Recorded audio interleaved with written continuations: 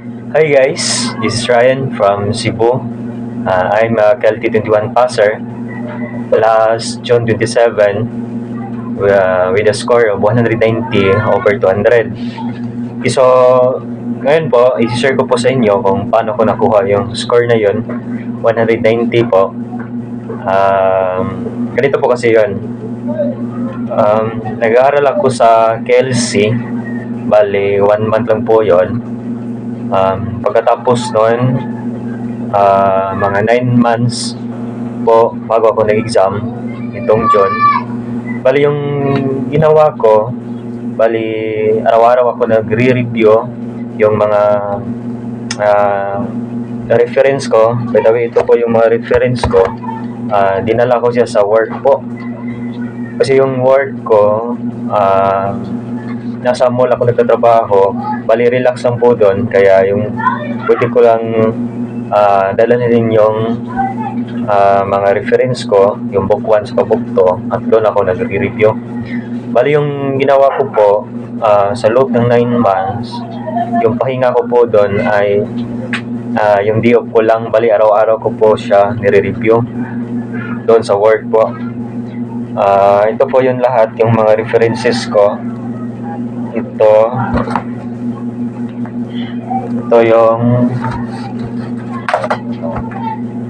yung book 1. Bali ito pa yung book 1. Saka yung book 2. Tapos meron pa po akong dalawang notebook. Puno po ito lahat. Saka ito, puno po rin ito.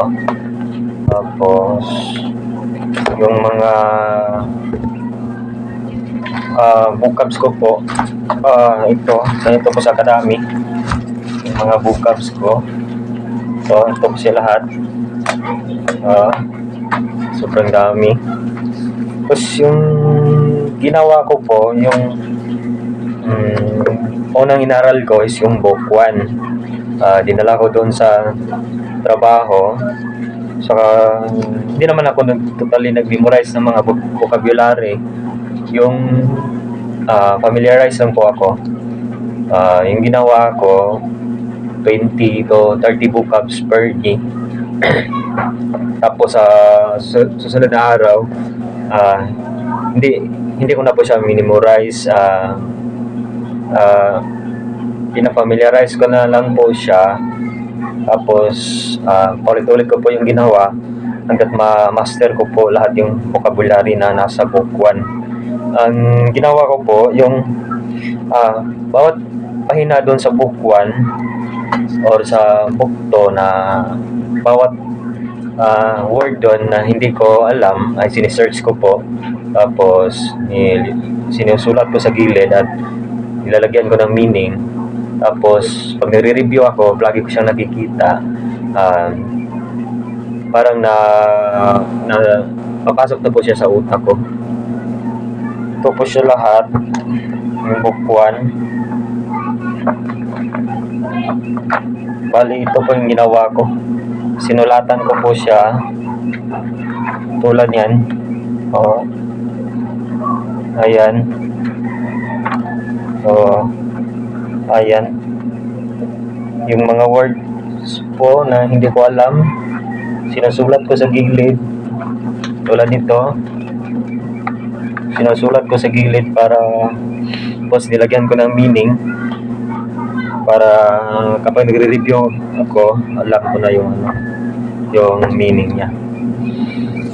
Tapos ito po yung ginawa ko doon sa vocabulary, grammar po, na bawat grammar po ng book 1 at saka book 2, doon ko po siya nire-refer kay Ma'am Kami po, yung Kami Teachers Korean po.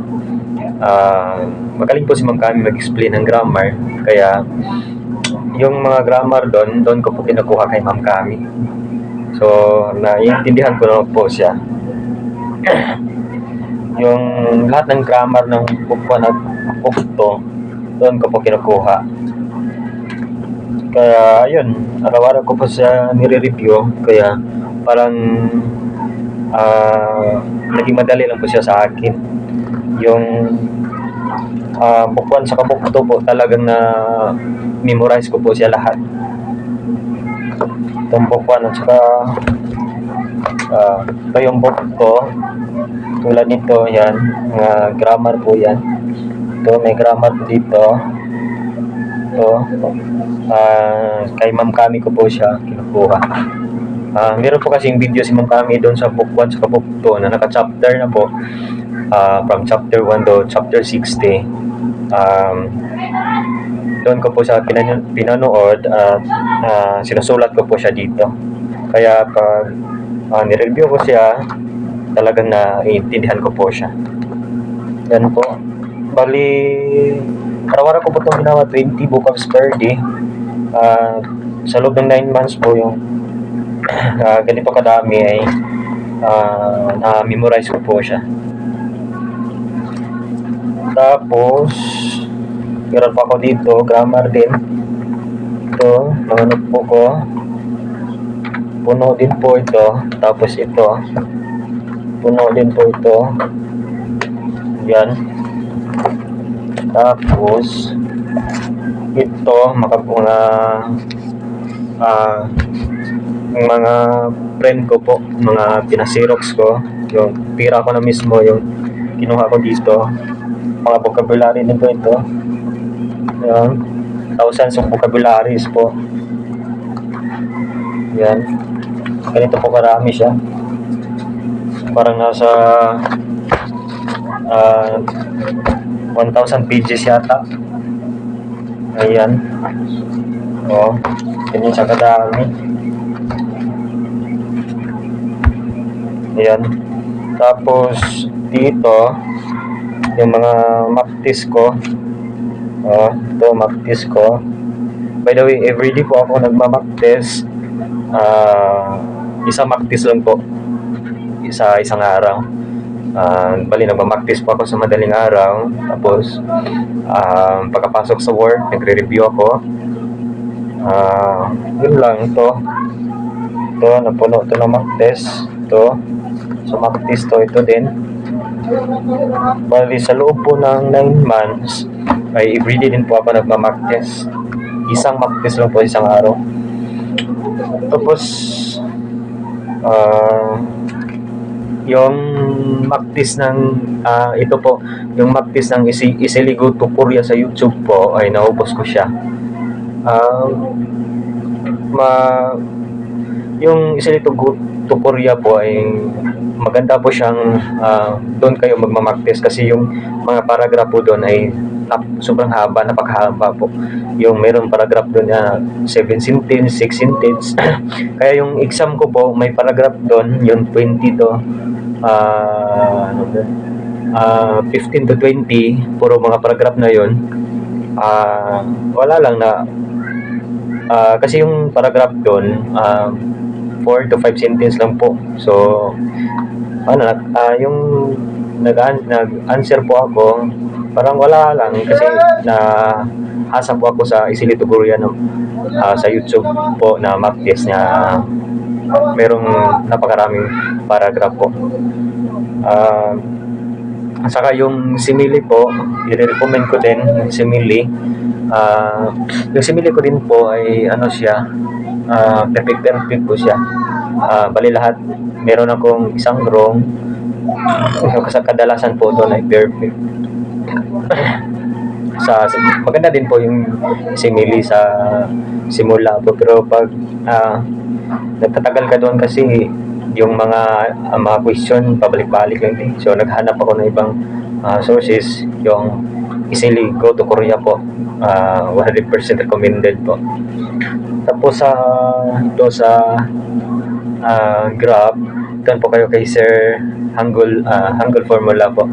Doon po ko nakuha yung mga graph. Bali, sa exam ko po, apat yung graph. May keywords po lahat, gahasang, kachang. Doon po kay Sir Hangul Formula po. Doon kayo manood. Tapos, topic gallery po sa 960 question. Naubos ko rin doon, yun. Yung 960 reading, saka 960 listening po. Sa kay topic gallery po ako nanood doon. Tapos, ano pa ba? Kay Ma'am Kami, manood din po kayo kay Ma'am Kami.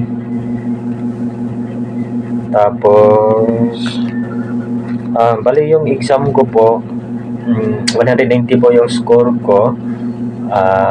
Bali, dalawa lang po yung picture na lumabas. 1 at saka 2. 15 to 20, long paragraph na po. Tapos, 4 na graph. Tapos, the rest doon, binka na po. Sa listening ko, bali 6 yung picture, saka yung tamang response, at the rest conversation na po. Bali doon po ako nahirapan sa conversation kasi sa listening hindi mo naman siya pwedeng balikan. Doon yun yung mahirap. Kasi sa reading po yung 10 minutes pa lang natapos ko na siya, siran ko na lahat 10 minutes pa lang.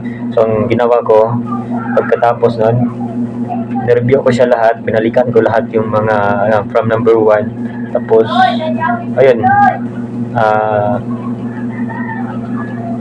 by the way, yung tiningnan ko pala sa system, sa isang room ko sa reading, saka isa sa listening. Meron pa akong picture dito, ipapakita ko po. Tapos ayun, yung pagka tayo namin, yung super saya ako nung sinabi ng yung mga nakakuha ng 110 tumayo at proceed to another row. Yung nakikita ko yung score ko na 190. Bali parang nawawala lahat yung mga pagod, tsaka ayun, sobrang thankful kay God. Tapos may papayo ko lang, focus kayo sa exam, concentrate kayo doon kasi yung mga kasamahan ko doon parang 8 yata kami nag-exam, tapos 2 lang kami nakapasa. Tapos yung 6 pa doon ay retake, merong pang-4 na, merong pangatlo na yung exam, pangalawa. Tapos kami yung 2 na nakapasa, pareho kaming first timer. So sobrang nakakapanghinayang kung pwede pala lahat tayo pumasa. So dapat ang ipapayo ko lang, focus lang kayo doon sa exam. Huwag kayong mataranta kasi napakadali lang po ng exam kapag handa po kayo. Tulad po nito, yung mga references ko, dapat pinaghandaan nyo talaga. Ito na po lahat yung mga references ko. Wala po akong yung mga sinusulat at dinidikit sa bubong. Wala po ako doon. Ito lang po lahat ng references ko. Ito po. Ayan lang po lahat.